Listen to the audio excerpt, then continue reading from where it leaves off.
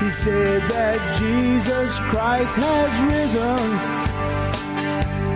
and he is the open door.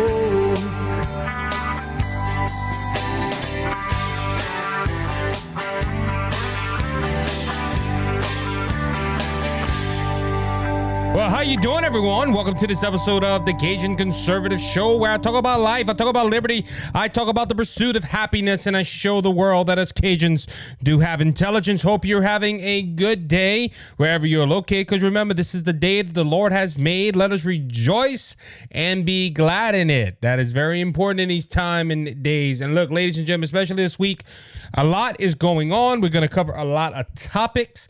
And as I adjust my microphone, get it just right to where y'all can hear me good, and I can go ahead and function comfortably here at the studio at BGS Media Studios.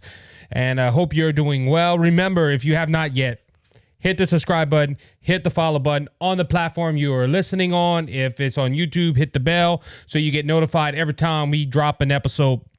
Or we go ahead and drop a video on YouTube, a new feature on YouTube talking about that. We have a playlist where it's listed as the podcast. So you, the listener, can know, hey, this is a long episode or just a short clip. Go ahead and do that right now. Just go check out that playlist. We have all the episodes, episode 169 today, ladies and gentlemen. We're moving and we're chugging on. We're getting closer to 200. And a lot of podcasters don't make it that far. So I am excited that we have made it. And one good thing about this show, we never lose content. There's always content to talk about. And I'm excited. I'm ready to go. I was supposed to do this the last episode and it slipped my mind. Please pray for the people in Mississippi. If you watch the footage from Mississippi, it's devastating. And that weather was originally supposed to come towards more Louisiana, and we missed it. Louisiana's been extremely lucky, as some people will say, knock on wood. But we've been extremely lucky here in Louisiana because that front was supposed to come towards us. And God protected us. And look, let's pray for the people of Mississippi. And let's keep them in our prayers. A lot of devastation has happened with that. So anyway, let's go ahead and get into our topics. Ladies and gentlemen, yes, again, we've had another shooting, but this time we wasn't as much as a loss of life, but life was lost. And I'm talking about the Nashville school shooting that involved 3 young children, 2, 9, 1, 8, and 3 staff workers at the school. And it was I believe a Presbyterian school in Nashville, Tennessee. To bring you the rundown of what basically happened, as what I've heard, the shooter broke the glass, shot through the glass. They had 2 AR-style rifles and a pistol. The young lady shot the glass, got through the hallway, and nobody was there, but she did interact with the headmaster, which we got news articles that she ran towards her to try to stop her. And unfortunately, that's where she took out 3 adults and 3 children. One being the pastor's daughter that was attending the school. And that was around, I believe, 10:14. I'm trying to look at my article I have right here. But around 10:14, she walked in. And by 14 minutes later, give or take 10:25 to 10:30, the shooter was annihilated. The cops went ahead and came. And they were swift because of the policies that the school put in place. No more lives were lost. Yes, 6 lives were lost, unfortunately, at the school. And ladies and gentlemen, as a mass shooting always happens, I want to pray for the families. You know, when you hear something like this, that's the first thing you think about is the family members of these 6 people. You should go ahead and grieve for them. You should go ahead and pray for them. That should be the top priority of any person that hears this podcast or hears it on the news.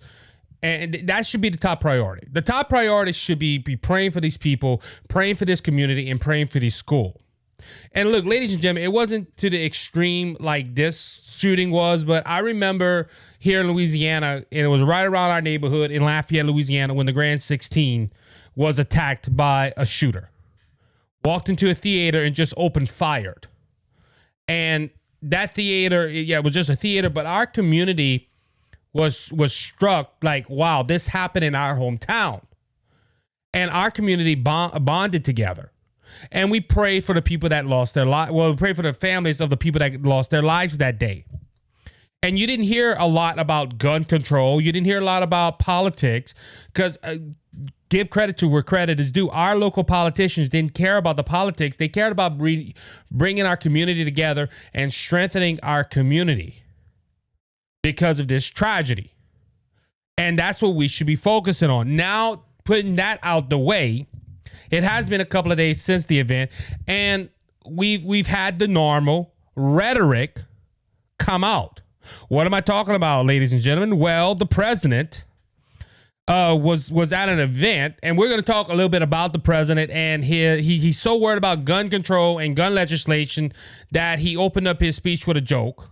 But the White House and the president, and mostly Democrats, are harping on gun control. We need, and I heard Whoopi Goldberg earlier, Whoopi, saying, oh, we need to get rid of the AR style rifle. If we get rid of the AR style rifle, none of this would happen. None of it whatsoever. And ladies and gentlemen, is going back to, hey, let's blame the gun. Don't mind the fact that the shooter that bought the firearms went through background checks and bought all the firearms she used legally. She was all she followed. So all the backgrounds that remember the government screaming, we need more background checks. We need more background checks. Also, the other argument is with the left right now is, we have to raise the age of firearms. We have to raise the age of firearms to 21. You can't be 18 to buy a firearm. We got to raise it. This person was 28 years old. 28 years old and picked up the firearms.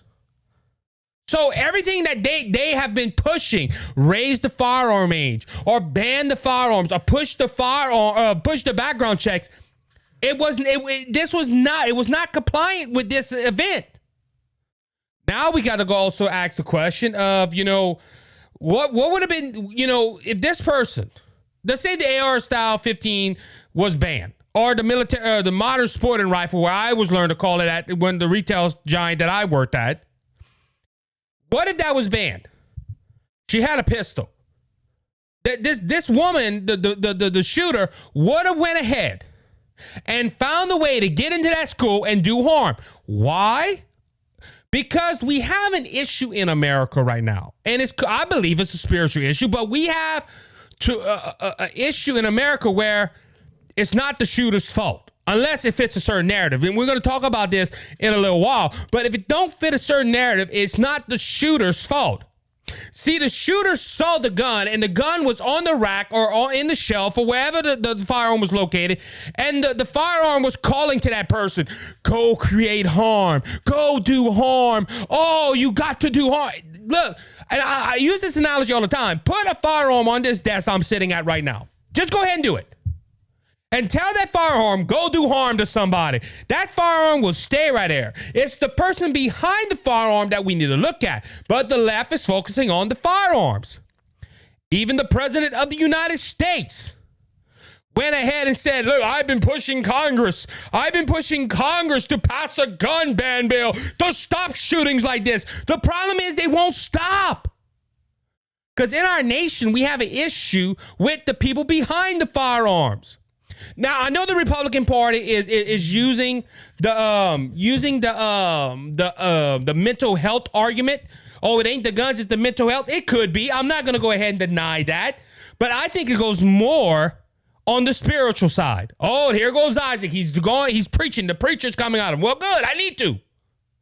I think this nation needs a little bit more preaching. Because it's kind of funny. Early in the year, almost 200 years of our history, school shootings was rare. The biggest one, the 1990s was Columbine. And you know why those two individuals went and did what they did at Columbine? Was because they were taught a way of atheism and Gnosticism. And if you look at the world today, which there is a poll, I was supposed to talk about it later, but I think it's going to be a good time now. There's a poll that the Wall Street Journal went ahead and put out where they say that patriotism is at an all-time low, sitting at 38%. They also say 39% place the same importance on religion. Then 25 years ago, where it was 62%. The percentage of Americans who say raising children was very important fell to 30% in the new poll, down from 59% back in 1998. So, ladies and gentlemen, what is the issue? Morality is going down in America. Patriotism is going down in America. Why? Because we're teaching kids that they come from apes. And we're teaching kids that you're not important. One day you're going to live. You just live and you die and that's it. And guess what? The values are gone. And I understand the Republican side, mental health issue. It could be. I'm not going to deny that. It might be a medical issue. But at the same time, what are we teaching kids? And I'm hearing a lot of commentating around these shootings. And I'm hearing the arguments, and I agree with a lot of the arguments from the conservative side, but there's a problem, ladies and gentlemen, that it's called a spiritual issue, and nobody in the Republican or the Democrat side wants to talk about it. We have a spiritual issue in America, and if a person is taught not to value life, they're going to do stuff like this. Because the lady who identified as a man, she was in the middle of transgendering. We hear people focus on that. And the left, we're going to talk about Don Lemon in a little bit. But ladies and gentlemen, this person, what I'm seeing, and I did not see the manifesto yet. I'm hoping that the police release it. The FBI has said they're not going to release that anytime soon. But ladies and gentlemen, I want to see the man. I wonder what drove this woman to do this. But we have text messages from a friend where she told her friend, I'm going to die today. I have nothing to live for. This woman was depressed, in disarray. She did not know what to look to. And as a Bible-believing Christian, I would have said, look to Jesus, the author and the finisher of our faith, as Hebrews says. But this person did not have nothing. She was saying, I have nothing to live for. And look, that is a bad place. Well, Isaac, that's mental illness. No, that's a spiritual void in her heart. Ladies and look, this young lady went to this Christian school. Now, we don't know why she picked this. All we know that they did release this in the memo, that she had 2 targets, and the other target she didn't want to go to because it was more secure than the school. Which we can go to a point with that too. Now let's go back to the politics side. How do you stop school shootings? Well, these schools should go ahead and have an armed guard watching the school. Ladies and gentlemen, and look, I'm hearing from this. There's people that say, look, our school has an armed guard. And look, don't get me wrong. There's some private schools that can't do that. I understand. But ladies and gentlemen, the left, if we go back to the argument of the left says it's the guns. The gun. And all the gun is a piece of metal with mechanisms in it that starts off the firing pin as the trigger that a man pulls or a woman pulls. But you're hearing the left and even the right, mental illness or stop the guns. I think it's more of a spiritual issue in America. But of course, they won't argue that point. You notice no commentator on CNN, no commentator on Fox is talking about the spiritual implications of this. Look, it started off with Columbine, and the reason we started off with Columbine, we know that now that these boys had Gnosticistic ideas and they were atheists. It's kind of funny. A majority of these shootings are people that are atheists or agnostic, or they don't believe in God. There's something spiritual happening there. But we're not addressing that issue. We're not. And I think it's sad. I think it's sad. But the gun is not to blame. I'm sorry for whoopee, But it's not the guns. The gun is a piece of machine. It's the person behind the firearm. Now you can argue. You can argue background. Like I said, I just debunked all the arguments from the left. Oh, raise the age, more background checks. No. And also it scares me with this, ladies and gentlemen. Listening to Whoopi and Joy Behar and all the women that are on that show. How did they get on TV? I don't know, but they got there. Even the so-called conservatives sitting way on the left, well, of your screen, well, it'd be the right, no correction, the right, sitting all the way on the right, trying to defend, but saying, oh, I think we should do something about guns. I think we should do that. That's why they want her on there. She's not a conservative. She's a rhino. But they're talking about they want to ban these guns. They want to take away these guns. And look, I heard that from Whoopi today, and I got the article. I heard it from Whoopi, and it aggravated me like it always act. You can't hunt with an AR-15. Go to Texas. Come to Louisiana. A lot of them hunt with it. You don't need it's only for a military-style rifle. It was designed for death. Well, if you read the Second Amendment, those firearms are legal according to the Second Amendment, and the Second Amendment was not written for hunting. See, that's what the left-wing media wants you to think. The Second Amendment was for hunting. It was not for hunting. It was for our people to protect themselves from a tyrannical government. Oh, that's your interpretation. No, that's in the Constitution. Ladies and gentlemen, that was the purpose. And if you don't believe me, go read your history. But it bothers me when you have people on the left and our government, the president being included, talking about banning firearms. And I already pointed to this ironic situation where, oh, American citizens, you cannot have firearms. Ukraine, you need some Ukraine people to protect yourself from a tyrannical government that's coming to invade? No problem. Y'all can have them. See the ironic thing in there, ladies and gentlemen? Also on a note, since we're using Ukraine, $75 billion have gone to Ukraine since the war began with Russia. I understand we need to help them. They're supposed to be the side of democracy. I understand all that. I think we sent way too much money, but that's my opinion. But we spent $75 billion, and we cannot give our schools money for security. But when something bad happens like this, oh, it's the gun. Take away the gun.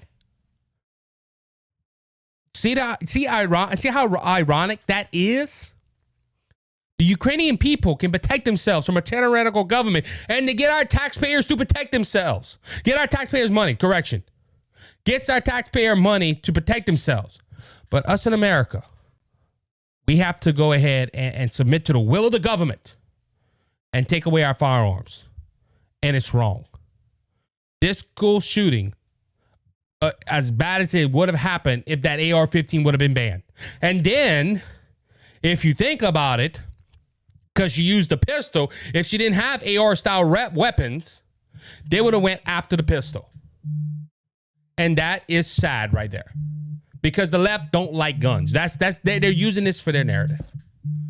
When we come back, we're going to be talking about the president and Don Lemon and why this story might be taken away closely. We'll be right back after this short break.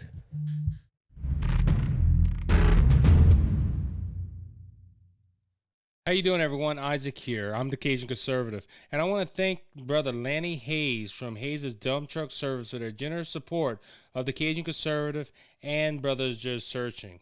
Hayes' Dump Truck Service serves the Lafayette and surrounding areas. If you have any job that you need done, like cleanup or hauling material to your job site or your home, we haul limestone, we haul sand, we haul topsoil, any type of material you need. If you're in the Lafayette and surrounding areas, please call Brother Lanny Hayes at 337-852-8043. Remember, Hayes' Dump Truck Service, where Jesus is Lord of the company. Cleansed and made us whole. Not one hoof, not one soul. All right, everybody, welcome back to the second segment of the Cajun Conservative Show today. We just talked about the school shooting in Nashville, and ladies and gentlemen, the arguments of the left, they're flawed.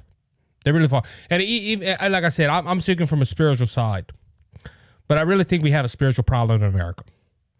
I honestly do. I honestly say we have a spiritual problem, and it's the results of no God in this country. And I understand the left and the atheists. Some people are probably going to watch this clip, possibly on TikTok, or they're going to go listen to it and say, Isaac, you see, you're trying to shove religion down our throat. Well, it's kind of funny when religion was taught in schools and when religion was primarily taught at home, there was hardly no shootings. Because people had a moral standard. And you could be, I understand the people on the left and understand atheists. You don't have a moral standard. Oh, what you talking about? Oh, yeah, y'all don't have a moral standard. Y'all don't. And y'all confused. I'm being honest.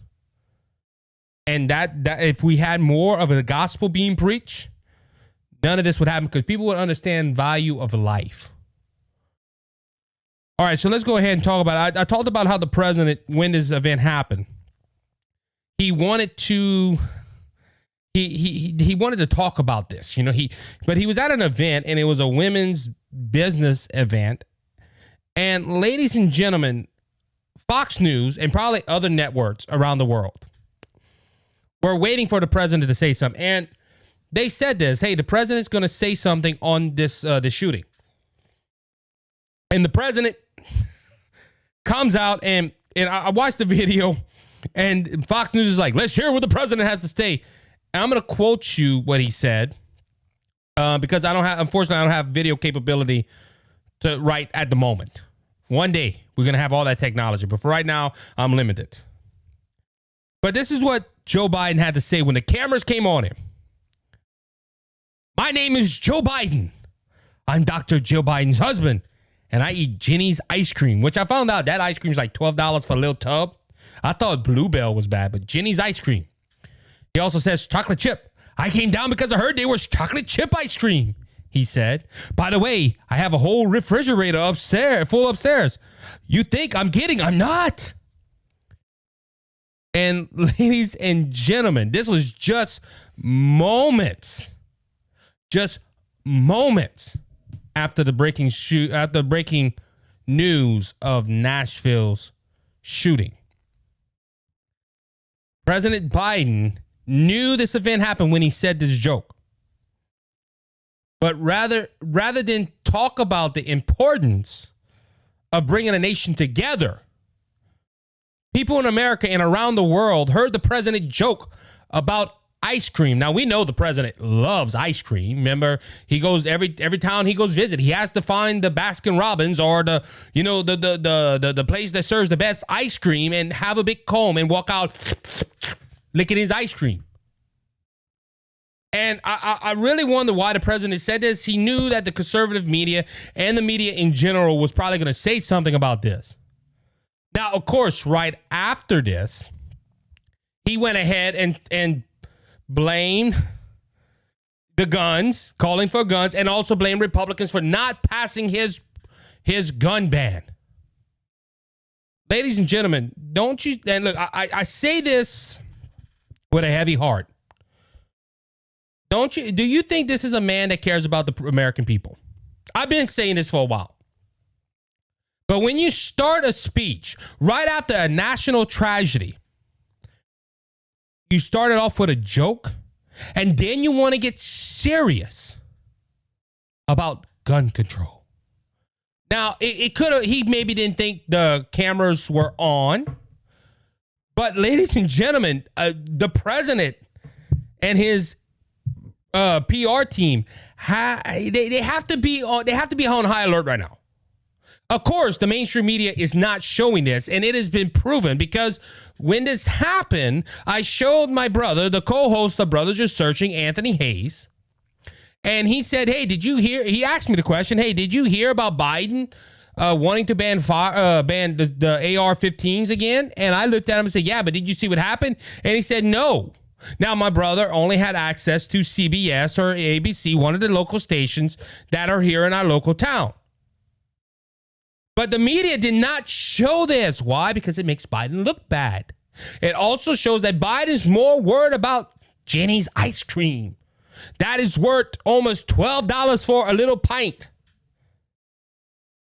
Instead of worrying about the dear people, then gets his face on and goes in front of the camera like he's all concerned.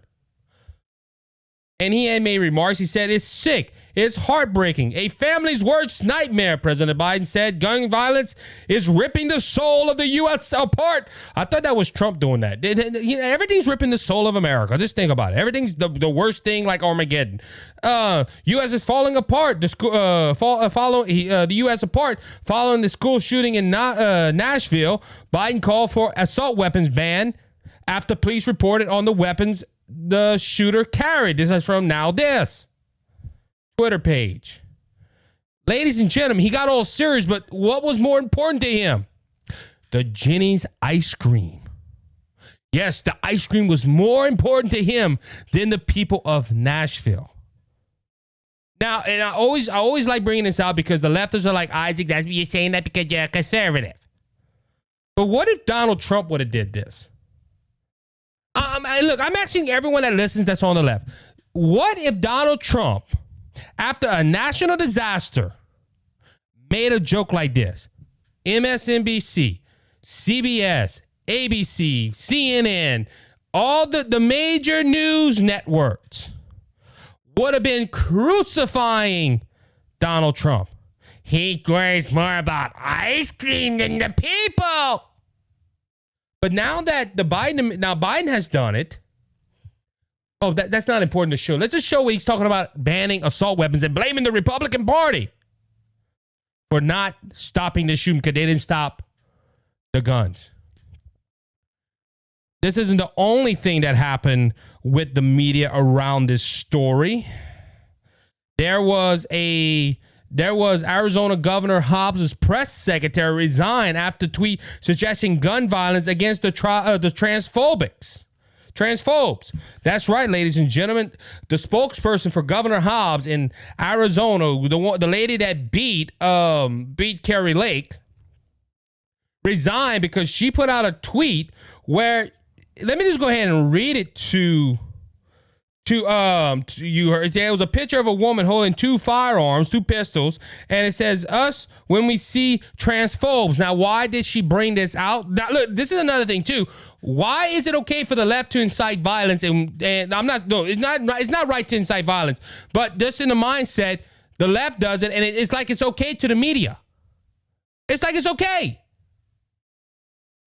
Because then why did she say transphobes? Well, because the woman that went ahead and did the shooting in Nashville identified as a man. And a lot of media people, they're circulating it and they're trying to say that, look, all these trans people are mentally unstable, and they're trying to use that and putting it around this guns violence. You had one person do this, and this so happened they were part of a particular group of people. But you should not focus that all around that. But this is what this person's doing. Oh, they're using her. They're using her sexuality, her genderism to go ahead and we need to stop it. So they put a picture of a woman holding firearms, say, this is how we feel with transphobes, which is totally wrong. You shouldn't be doing that. That's wrong. And she has resigned. Thank goodness. But that's one of the press secretaries blaming transphobes for something that they are telling people, hey, you shouldn't worry about this because it was a transgen person. The White House blames Republicans after the Nashville Christian shooting. According to the Daily Wire, White House Press Secretary Karine Jean-Pierre blamed Republicans and their stance on gun control for the grade school shooting Monday that left 3 children and 3 adults dead. She went on to quote, how many more children have to be murdered before Republicans in Congress will step up and act to pass the assault weapon ban? The press secretary asked Monday afternoon press conference. Once again, the president calls on Congress to do something before another child is senselessly killed in a preventable act of gun violence. But I just proved to you, you can have, and I ask this question all the time, and I just didn't get this question at the top of my head. I heard gun activists and pastors talk about this and ask this question. What if they would have one more gun law? What if stopped that shooting?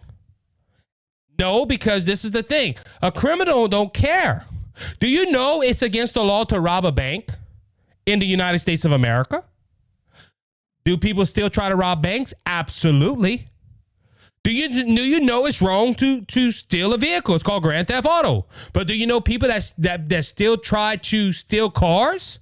It don't matter how many laws. Isaac, them laws are to punish them. But it don't stop them. A criminal does not think, will I be breaking the law if I do this? The answer is no. Because a criminal is going to say, I want that, and I'm going to get it by any way possible. Ladies and gentlemen, the gun ain't the issue. It's the person behind the gun, as we talked about in the first segment. But Karine Jean-Pierre in the White House, when they're not thinking about chocolate chip ice cream, they're thinking the gun is the problem, and it's not the gun.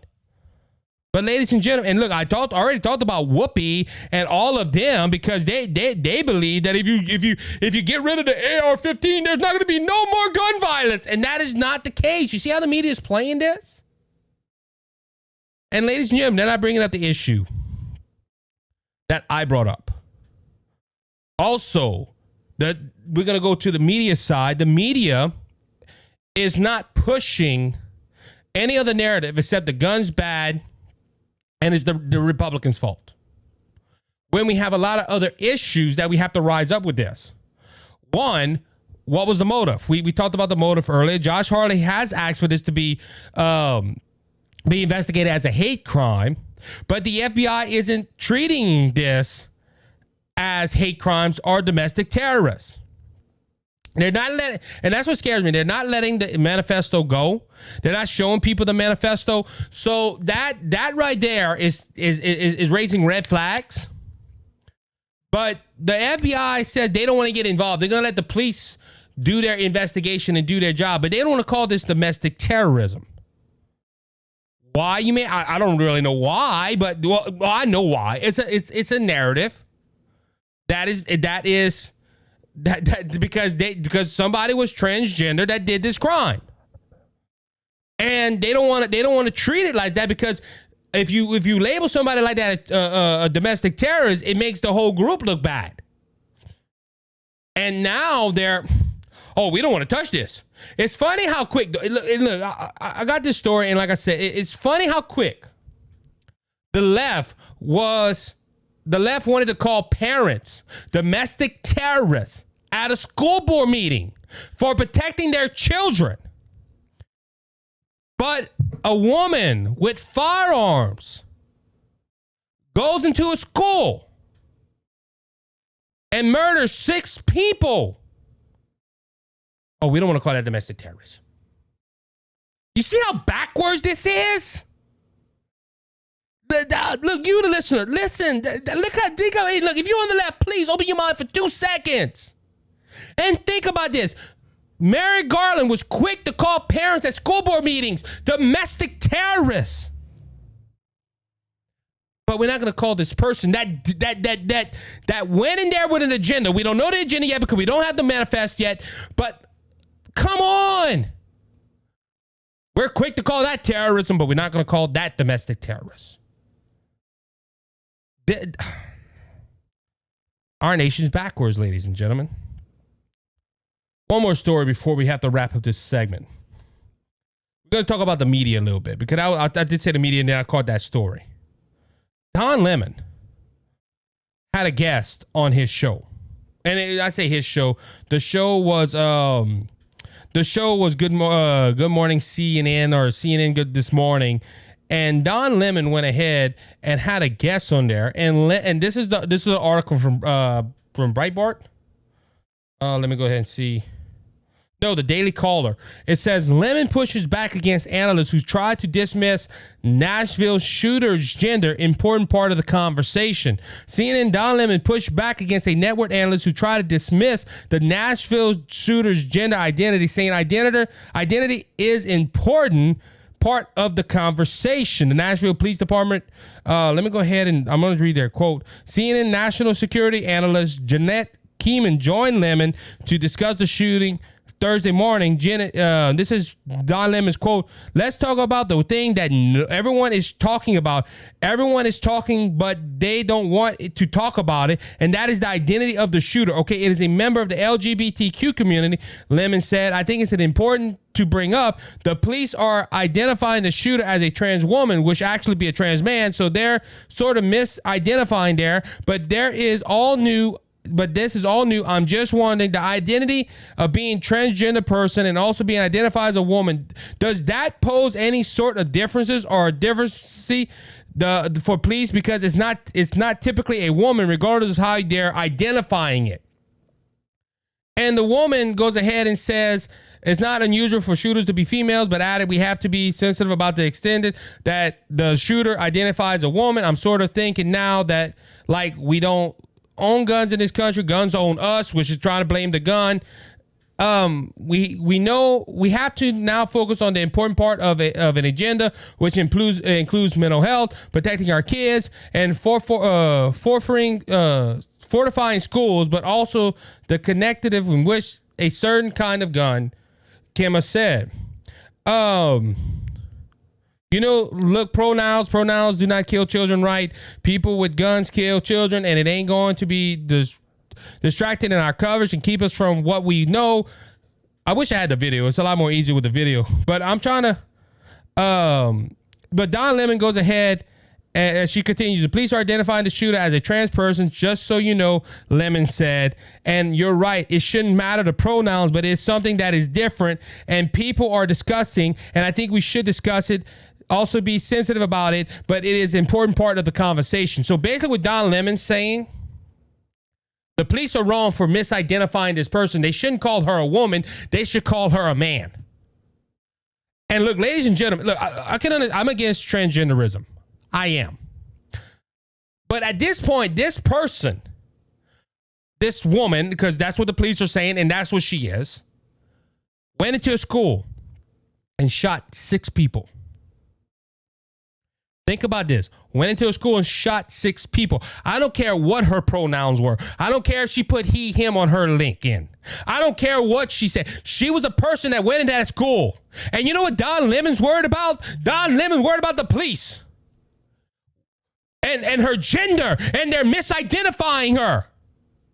I don't care. But you see, Don Lemon is pushing a narrative here. He's pushing a narrative that, hey, they're misidentifying her. Oh, they're going to upset the transgender community. I don't give a 2 flips. Don Lemon. And look, it goes back to, I need to write a list. How did these people get on TV? Don Lemon, it doesn't matter what her gender was. She went ahead into a school and she hurt people and killed people. But Don Lemon don't care about that. Don Lemon cares about an agenda and a narrative that he has to keep pushing forward. The person that responded to him was right. The pronouns don't matter. Because in 100 years, if they dig up that person's grave and do a DNA test, it's going to show him a female, not a male. But Don Lemon, more worried about the police identifying the person wrong.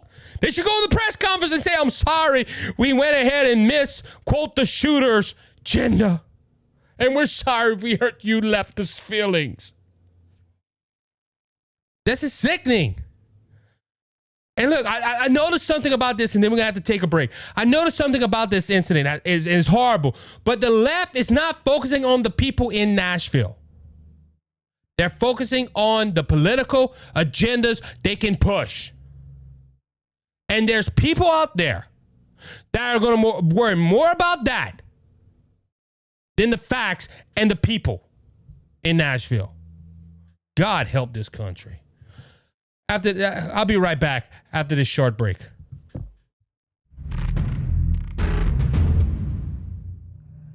Cheers and good on you, boys and girls. My name is Scott Ford, and I have a show on Rumble. It's the Scott Ford Show, all one word. The Scott Ford Show, all one word, and it's on Rumble. I'd be very happy if you went ahead and subscribed, like Isaac. I'm a true American-loving patriot. Thank you, Isaac. God bless. Enjoy your life.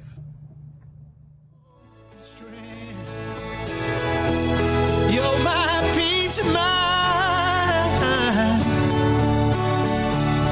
when this old world seems to get me down.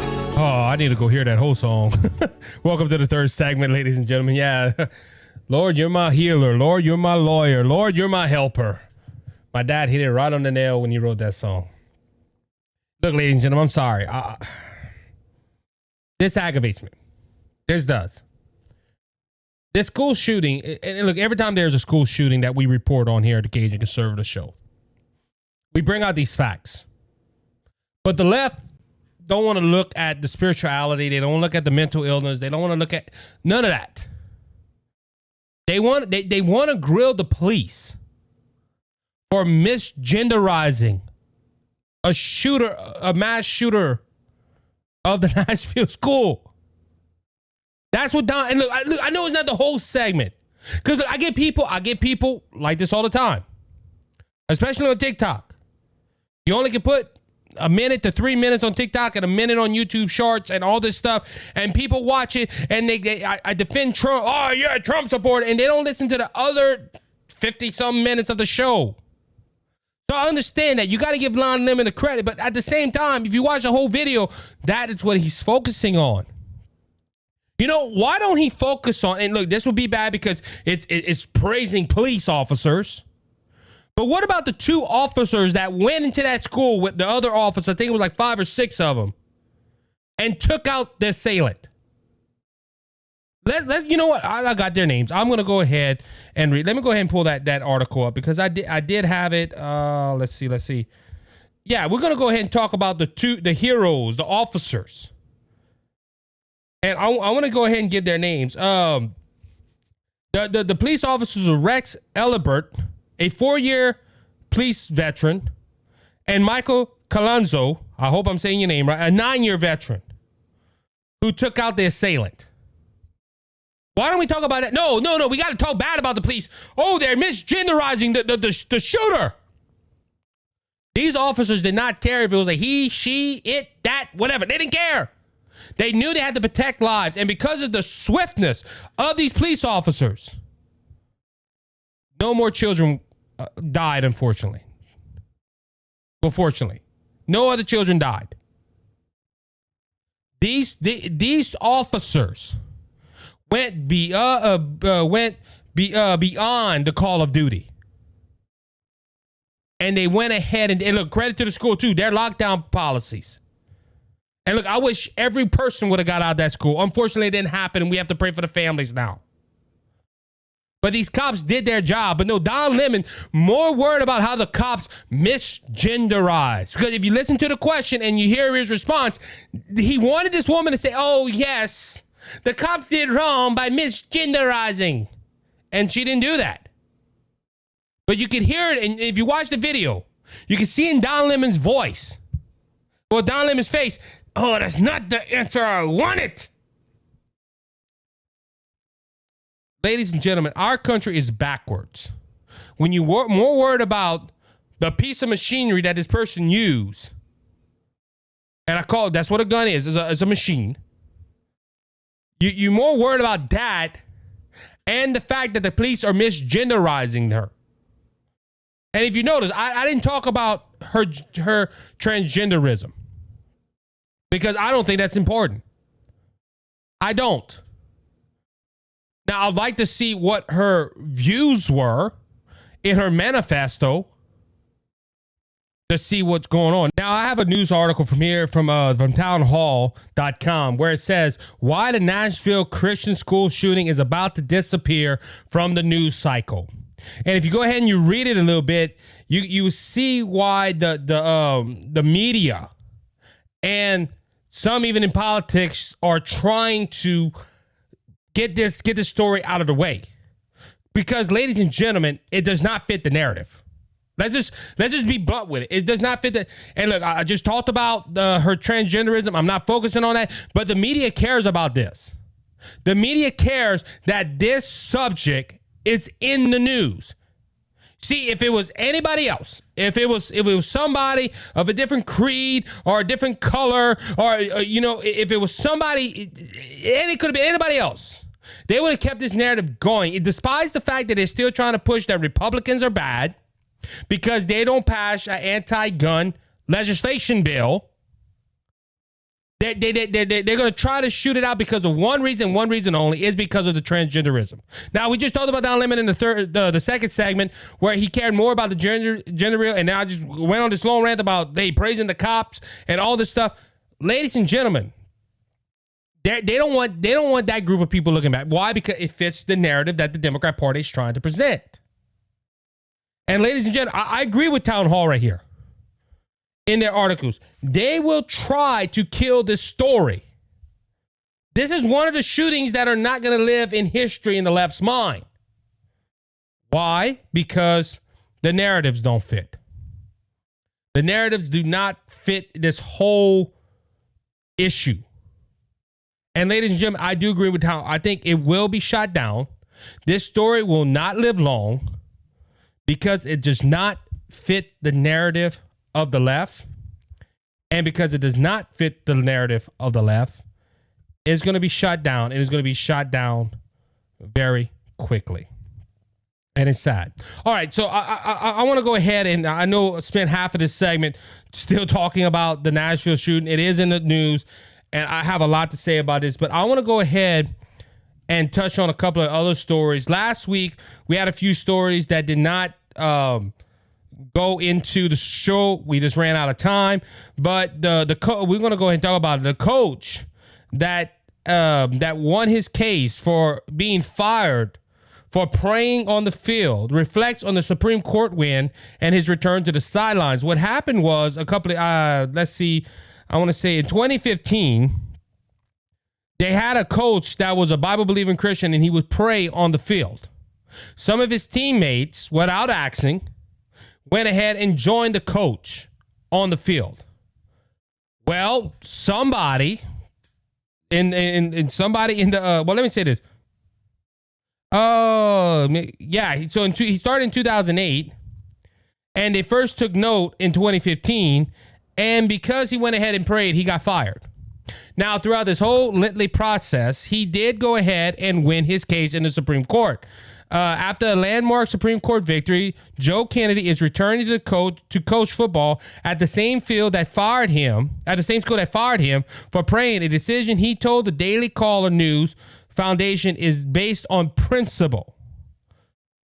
So, backed by the highest court and in a November 2022 district court ordered instruction to school district to reinstate him before March 15, Kennedy walked into the Birmingham School District office and told them, "I'm here for my reinstatement." Now, after being reinstated early this month, he's slated to start coaching when the 2023 season begins mid-August, and is welcome to participate in spring practice and off-season activities and any other assistant coaches, according to the district website. So, and he went ahead and said, look, there's no regrets. There's no regrets what he did. And look, I admire this man for doing this. I admire this man. He won his court case. He went ahead and he stood on his principles and won. And ladies and gentlemen, a lot of people went, well, you see, you're trying to force religion down their throat. No, he's not. You know, if you listen to the story of Mr. Joe Kennedy, he went ahead and did what he didn't ask the kids to pray with him. Kids started praying with him. And ladies and gentlemen, it's kind of funny. You know, we talked about it's funny how this story, maybe the Lord allowed this to happen for a reason, because we talked about this in the early segment, the first segment, of how this country is losing biblical knowledge and losing the fear of God.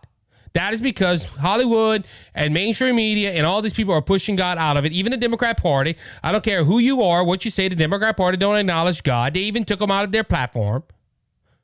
It's kind of funny, though, when a man like this, Mr. Joe Kennedy, takes a stand and says, you know what, Lord, I'm going to do what you told me to do. I'm going to pray on this field, and I'm not going to worry about the consequences. And he went and he knelt down and he prayed. And it's funny how good people or Bible-believing people attract other people to their stance. And they didn't, they just, hey, coach, can we pray with you? And he said, yeah, come on. He didn't force him to do nothing, but the left automatically thinks this coach was forcing these people to pray with him.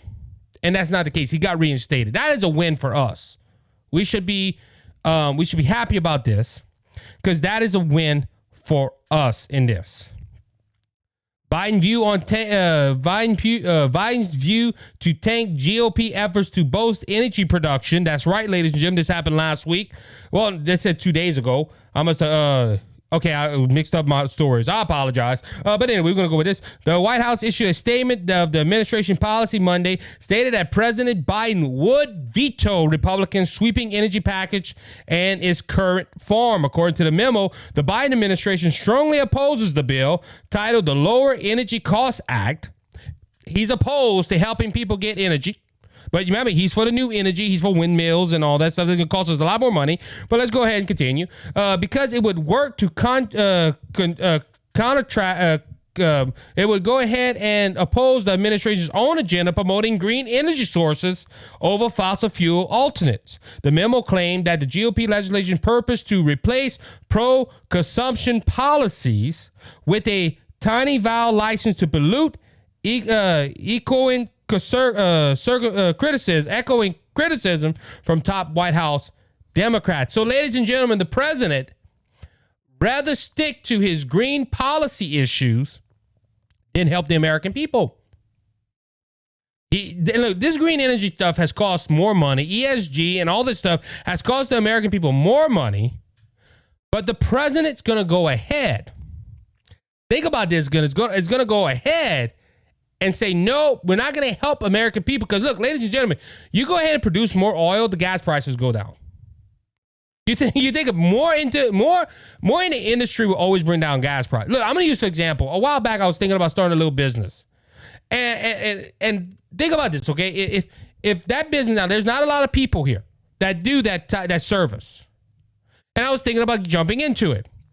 But imagine down the line in that industry that I was thinking about picking up where there's hardly nobody that's doing it. There's 20-some people that do it. Well, my price would have to go down to compete because you're pushing into the industry. And that's, Joe Biden, this is hurting American people, the high gas prices. Well, if you go ahead and push up more production of oil, gas prices go down, and because there's so much oil, you have to get rid of it, and you got to get rid of it at a pretty good pace. So, hey, you bring down the gas prices. But the president don't see it that way, apparently. He just goes ahead and thinks, the GOP is endorsing it, and I'm not going to do it. Biden also, this is from a couple of days ago, Joe Biden blasted for claiming GOP would slash border funding must be a priority. President Biden felt the wrath of Twitter Rachel Saturday after he claimed mega Republicans want to cut federal funding for border security. Mega House Republicans proposal was slash funding for border security, a move that could allow nearly 900 pounds of fentanyl into our country. The president tweeted, "We need more resources to secure the border, not less."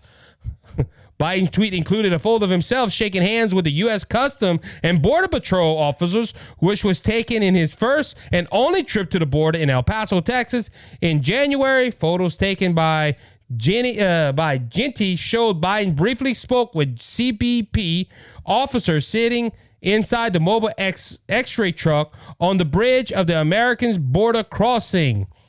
Ladies and gentlemen, he's worried about 900 pounds of fentanyl crossing, but what about the 2.5 million people average coming across the border every year? Also, if President Biden's worried about the border, why don't he build a wall?